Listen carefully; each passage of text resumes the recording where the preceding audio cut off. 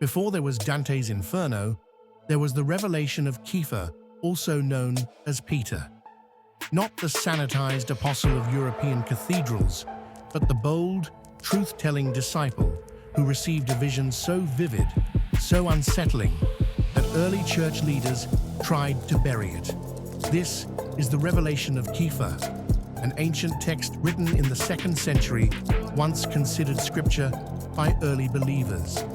It's a divine tour through heaven and hell, revealed by the risen Messiah to Kepha himself. But unlike the canonical book of Revelation, this account centers not on cosmic warfare, but on justice, mercy, and the fate of souls. You may be asking yourself, why does this matter today?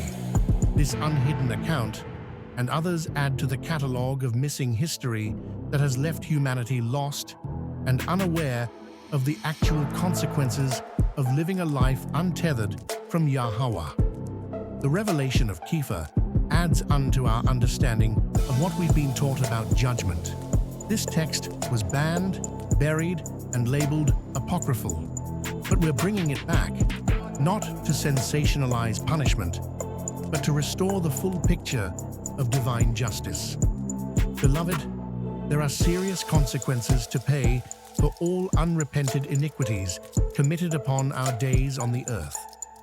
The judgment of Yahawah is a serious event in which all knees will bow and every tongue shall confess. Here is a sobering list of the punishments that correlate to the iniquities: sins of the mouth, blasphemers hung by their tongues over eternal fire, false witnesses and slanderers, lips cut off, tongues gnawed, liars who caused martyrdom, fire burns their entrails, lips mutilated, social injustice and greed, the rich who neglected the poor, clothed in filthy rags, pierced by burning stones, moneylenders charging interest, stand knee-deep in blood and filth, hypocrites who gave alms for show, blinded, deafened, and cast onto burning coals. Sexual immorality and adultery. Women who seduced for adultery, hung by their hair over bubbling mire. Men who committed adultery, hung by their private parts beside the women, premarital intercourse. Women, flesh torn apart by tormentors. Effeminate men and lesbians, cast repeatedly from a cliff. Violence and murderers and accomplices, tormented by venomous beasts and worms, infanticide, parents. The mother's bosom milk congeal into flesh-devouring animals that torment both parents. Their deceased children are delivered to a caretaking messenger. Women who aborted children, submerged in bodily waste. Their children shoot fire into their eyes. Spiritual betrayal and disobedience. Persecutors of the righteous, half their body burned, entrails eaten by eternal worms.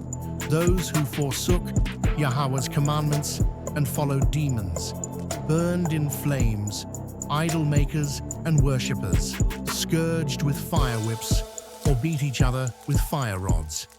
Family dishonor and rebellion. Children who dishonor parents, cast into fiery streams repeatedly. Those who reject elder counsel, devoured by flesh-eating birds. Occult and sorcery sorcerers and magicians, hung on a wheel of fire, spinning endlessly. Those who pretend righteousness, blinded and deafened, fall into fire. Why are you not ever taught this in Sunday church or in Wednesday night Bible study? Is this not where study of the Bible is supposed to take place? Why are we not exposed to this type of crucial information? This is catastrophic clerical oversight, to say the least. It's rather maddening to know that the different branches of churches are literally sitting on this information and gatekeeping it from their congregations. This kind of egregious action is precisely why you are to study and read for yourselves. Let no man teach you false doctrine. 2 Timothy chapter 2, verse 15. Study to show thyself approved unto Elohim, a workman that needeth not to be ashamed, rightly dividing the word of truth. 2 Peter chapter 2, verse 1. But there were false prophets also among the people, even as there shall be false teachers among you, who privily shall bring in damnable heresies, even denying Yahawah that bought them, and bring upon themselves swift destruction. No man is your salvation. And this goes to especially the churches. Jeremiah chapter 23, verse 21. I have not sent these prophets, yet they ran. I have not spoken to them, yet they prophesied. Lest you forget that the adversary, the devil, Satan, has the ability to camouflage himself into the very thing you perceive as quote-unquote holy and righteous. Proof is in the Bible most refuse to read. For such are false apostles, deceitful workers, transforming themselves into the apostles of Hamashiach. And no marvel, for Satan himself is transformed into an angel of light.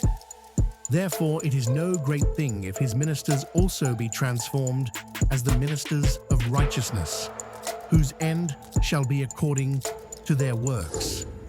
That's 2 Corinthians chapter 11, verses 13 through 15. This is just a quick snippet of the actual literary account of the revelation of Kepha. It is our genuine hope that this video will reach and awaken our people to the spiritual implications that await on the other side of judgment. Please exercise obedience to our Creator, Yahawah, and believe in the beloved and begotten Son, Yahawashi Hamashiach. Your very soul depends on it. Remember, John chapter 4, verse 23, But the hour cometh, and now is, when the true worshippers shall worship the Father in spirit and in truth, for the Father seeketh such to worship him. John chapter 14, verse 15. If ye love me, keep my commandments.